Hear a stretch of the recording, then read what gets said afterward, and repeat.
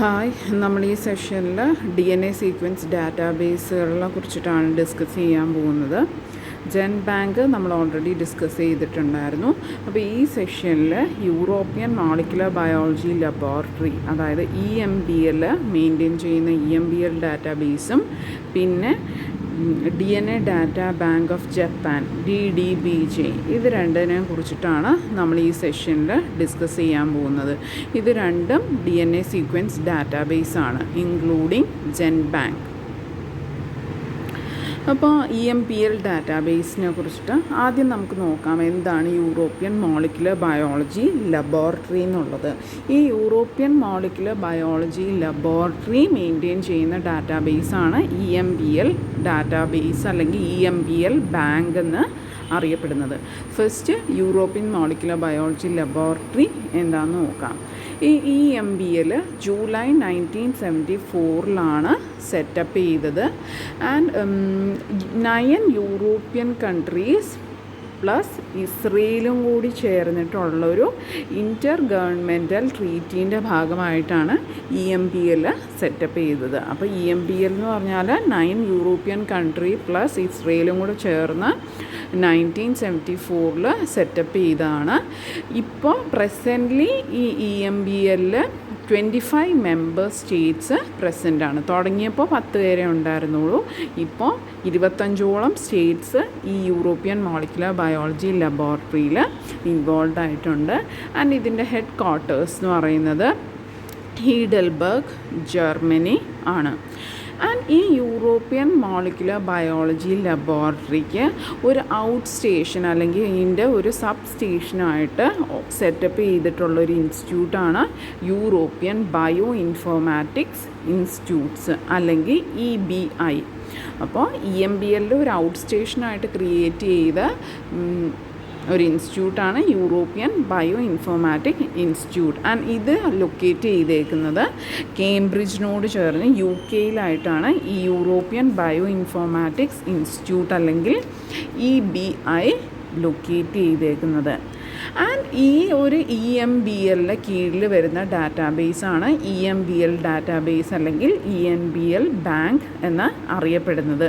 And 1981 ഈ EMBL database create ചെയ്തത്. And ന്യൂക്ലിയോട്ടൈഡിൻ്റെ repository, DNA sequence nucleotide repository ആയിട്ടാണ് EMBL സ്റ്റാർട്ട് ചെയ്തത്. ആൻഡ് 1981 ഇത് തുടങ്ങിയത്. ആൻഡ് ലേറ്റർ ഓൺ ഈ 1993 ആയപ്പോഴത്തേക്കും ഈ EMBL ഡാറ്റ ലൈബ്രറി EBIയിലോട്ട് ട്രാൻസ്ഫർ ചെയ്യപ്പെട്ടു. അപ്പോൾ ഈ യൂറോപ്യൻ മോളിക്കുലർ ബയോളജി ലബോറട്ടറീൻ്റെ ഡാറ്റാബേസ് EBIയിലോട്ട് ട്രാൻസ്ഫർ ചെയ്യപ്പെട്ടു 1993 ആയപ്പോഴത്തേക്കും. ആൻഡ് EMBL EBIയും കൂടെ ചേർന്ന് കുറേ ഡാറ്റാബേസുകൾ മെയിൻറ്റെയിൻ ചെയ്യുന്നു. അപ്പോൾ യൂറോപ്യൻ മോളിക്കുലർ ബയോളജി ലബോറട്ടറിയും അവരുടെ ബയോ ഇൻഫോർമാറ്റിക് ഇൻസ്റ്റിറ്റ്യൂട്ടും യൂറോപ്യൻ ബയോ ഇൻഫോർമാറ്റിക്സ് ഇൻസ്റ്റിറ്റ്യൂട്ടും കൂടെ ചേർന്നിട്ട് കുറേ ഡാറ്റാബേസുകൾ മെയിൻറ്റെയിൻ ചെയ്യുന്നുണ്ട്. DNA സീക്വൻസ് ഡാറ്റാബേസ് ഉണ്ട്, പ്രോട്ടീൻ സീക്വൻസ് ഡാറ്റാബേസ് ഉണ്ട്, പ്രോട്ടീൻ സ്ട്രക്ചർ ഡാറ്റാബേസ് ഉണ്ട്, ജീൻ എക്സ്പ്രഷൻ ഡാറ്റാബേസ് ഉണ്ട്, പിന്നെ മോളിക്കുലർ ഇൻറ്ററാക്ഷൻസിൻ്റെ ബേസിലുള്ള ഡാറ്റാബേസ് ഉണ്ട്, അലൈൻമെൻറ്റ്, പിന്നെ ലിറ്ററേച്ചർ, അതിൻ്റെയൊക്കെ ഡാറ്റാബേസ് മെയിൻറ്റെയിൻ ചെയ്യുന്നുണ്ട്.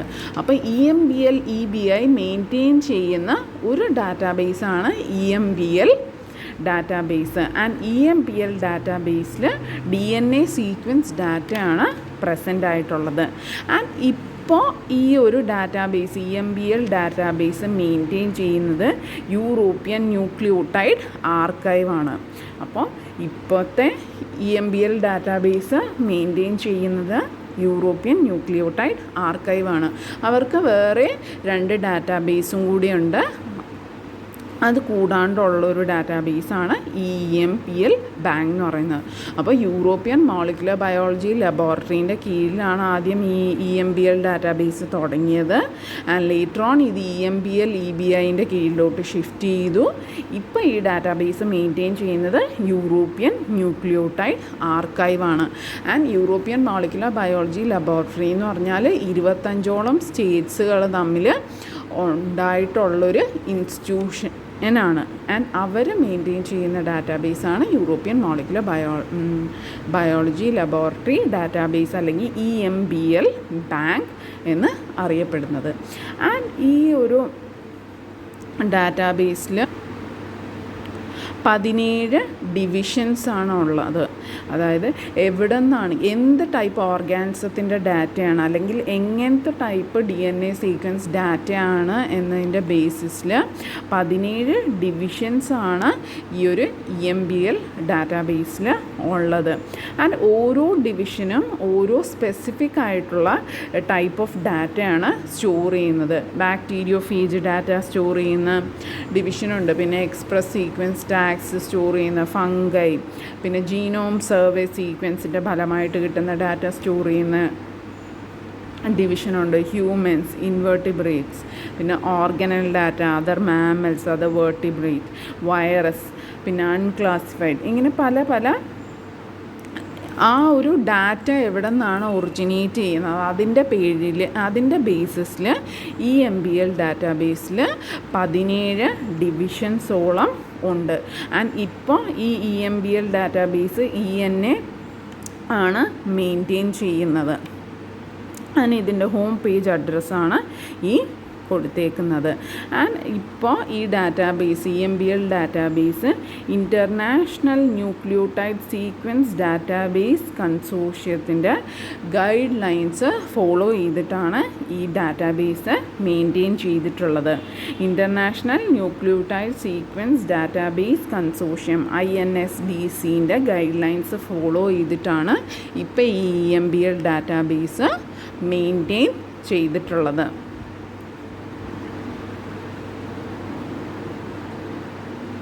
നെക്സ്റ്റ് ആണ് DDBJ.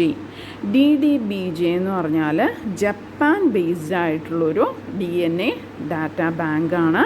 ആൻഡ് ഈ ഒരു DDBJ ഡെവലപ്പ് ചെയ്തേക്കുന്നത് centre for information biology and DDBJ of national institute of genetics Japan.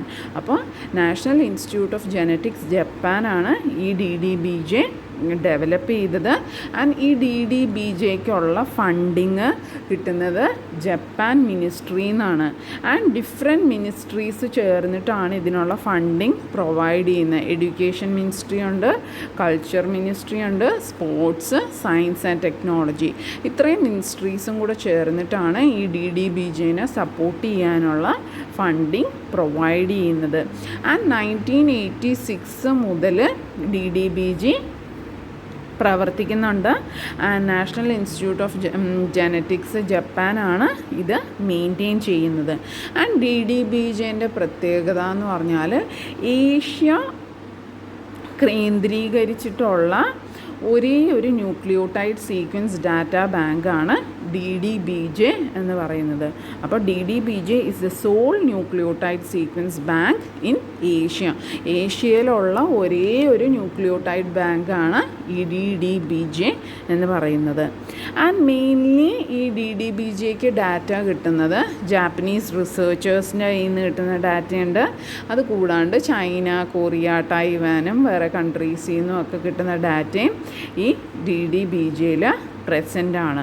പിന്നെ ഇതിൽ കിട്ടുന്ന സീക്വൻസുകളൊക്കെ അനോട്ടേറ്റ് ചെയ്തിട്ടാണ് അത് പബ്ലിക്കിന് അവൈലബിൾ ആക്കുന്നത്. അനോട്ടേറ്റ് ചെയ്യുക എന്ന് പറഞ്ഞാൽ ഓരോ സീക്വൻസിൻ്റെ ഫങ്ഷൻ എന്താണ്, സ്ട്രക്ചർ എന്താണ്, അതുപോലെയുള്ള കാര്യങ്ങളൊക്കെ കണ്ടുപിടിച്ചതിന് ശേഷമാണ് ഈ ഒരു സീക്വൻസ് ഈ DDBJയിൽ സബ്മിറ്റ് ചെയ്യുന്ന സീക്വൻസ് പബ്ലിക്കിന് ഓപ്പണാക്കി കൊടുക്കുന്നത്. ആൻഡ് DDBJൻ്റെ ഹോം പേജാണ് ഈ താഴെ കൊടുത്തേക്കുന്ന വെബ് അഡ്രസ്സ്. നെക്സ്റ്റ് ആണ് INSDC, international nucleotide sequence database consortium. ഈ കൺസോർഷ്യം INSDC എന്ന് പറഞ്ഞാൽ നമ്മളിപ്പോൾ 3 DNA സീക്വൻസ് ഡാറ്റാ ബാങ്കാണ് ഡിസ്കസ് ചെയ്തത്. ജെൻ ബാങ്ക്, EMBL ഡാറ്റാ ബാങ്കും DDBJ. ഇവർ 3 പേരും കൂടെ ചേർന്നിട്ട് തുടങ്ങിയ ഒരു കൊളാബറേറ്റീവ് കൺസോർഷ്യമാണ് INSDC എന്ന് പറയുന്നത്. അതായത് ഒരു ഡാറ്റാ ബാങ്കിൽ അവൈലബിൾ ആയിട്ടുള്ള സീക്വൻസ് ബാക്കി 2 പേരിലും കൂടെ അവൈലബിൾ ആക്കാൻ വേണ്ടിയിട്ട് ഒക്കെ ഇവർ 3 പേരും കൂടി തുടങ്ങിയ കൺസോഷ്യമാണ് ഈ INSDC എന്ന് പറയുന്നത്. ആൻഡ് മോർ ദാൻ 30 years ആയി ഈ ഒരു കൺസോഷ്യം തുടങ്ങുന്നത്. ആൻഡ് ഇതിൻ്റെ ലക്ഷ്യം എന്ന് പറഞ്ഞാൽ primary nucleotide sequence database maintain ചെയ്യുക എന്നുള്ളതാണ് INSDCൻ്റെ ലക്ഷ്യം എന്ന് പറയുന്നത്. ആൻഡ് ഈ INSDCൻ്റെ അഡ്വൈസറി ബോർഡിൽ ഈ ബാക്കി 3 ഡാറ്റാ ബാങ്കുകളുടെയും ജൻബാങ്ക്, EMBL ഡാറ്റാ ബാങ്കും DDBJൻ്റെയും അഡ്വൈസറി ബോർഡിലുള്ള മെമ്പേഴ്സ് പ്രസൻ്റാണ്. ആൻഡ് ഈ INSDC കൊണ്ട് ഉദ്ദേശിക്കുന്നത് ഫ്രീ ആയിട്ടും അൺറിസ്ട്രിക്റ്റഡ് ആയിട്ടും ഡാറ്റ ലോകത്തുള്ള എല്ലാ സയൻറ്റിസ്റ്റുകളിലും എത്തിക്കുക എന്നുള്ള ഉദ്ദേശത്തോടെയാണ് ഈ INSDC തുടങ്ങിയത്. ഫ്രീയും അൺറെസ്ട്രിക്റ്റഡ് ആയിട്ടും ഈ ഒരു സീക്വൻസ് ഡാറ്റ ലോകത്തുള്ള ഏത് സയൻറ്റിസ്റ്റിനും എടുക്കാൻ പറ്റുന്ന രീതിയിൽ അവൈലബിൾ ആക്കുക എന്നുള്ള ഉദ്ദേശത്തോടെയാണ് ഇത് തുടങ്ങിയത്. Thank you.